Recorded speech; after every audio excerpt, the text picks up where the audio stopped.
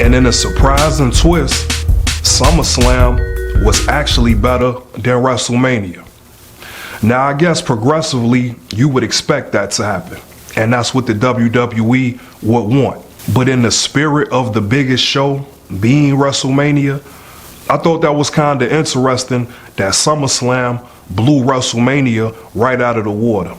But SummerSlam also left me confused with a lot of different topics. The first match that kicked off SummerSlam on Saturday night involved the only star that the WWE really has, and that's Roman Reigns.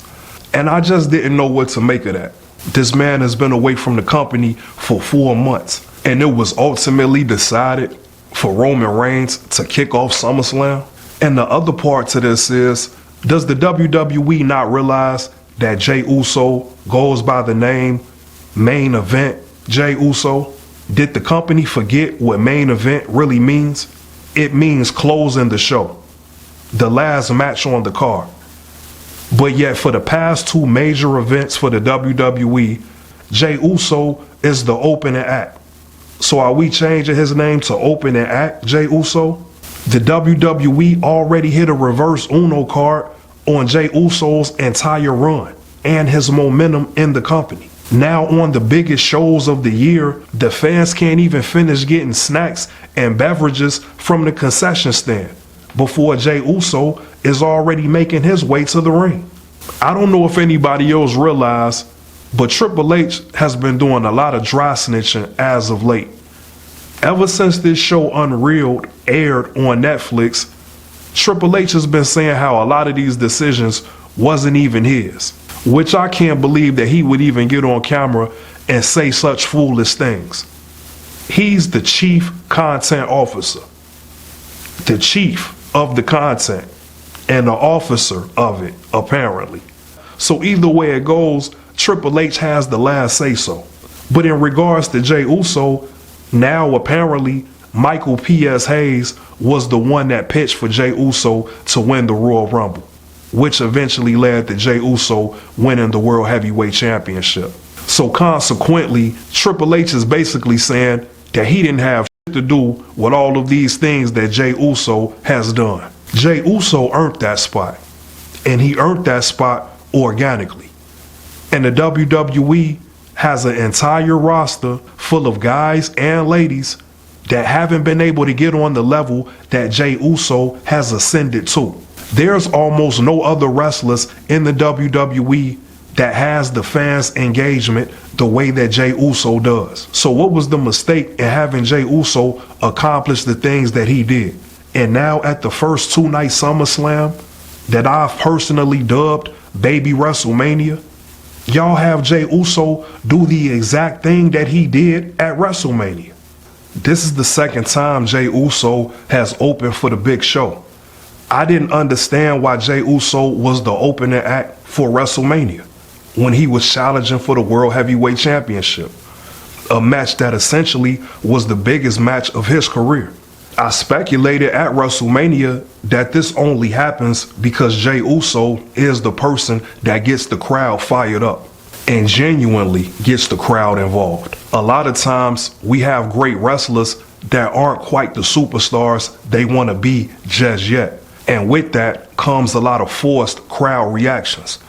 Jey Uso organically has the entire arena from state to state on their feet and involved in his entrance. So I understand that aspect of wanting Jey Uso to start the show, whether it's Monday nights or these premium live events. I think it's time to find somebody else to open the show. I always feel like the crowd needs a little time to settle in before they're 100% invested in any show, especially when we do these premium live events that take place in a football arena.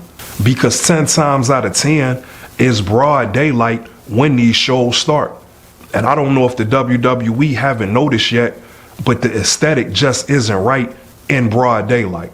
Once it starts to get dark outside, then these premium live events that take place in a football arena start to actually feel like a big show. It doesn't matter how great the match is.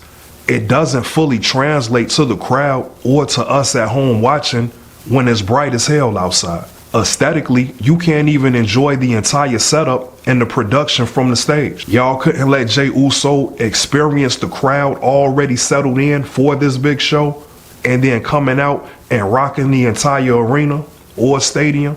Not to mention that this was Roman Reigns' first match back in 4 months. With those two ingredients mixed together, you could have had the biggest crowd reaction of the entire 2 nights.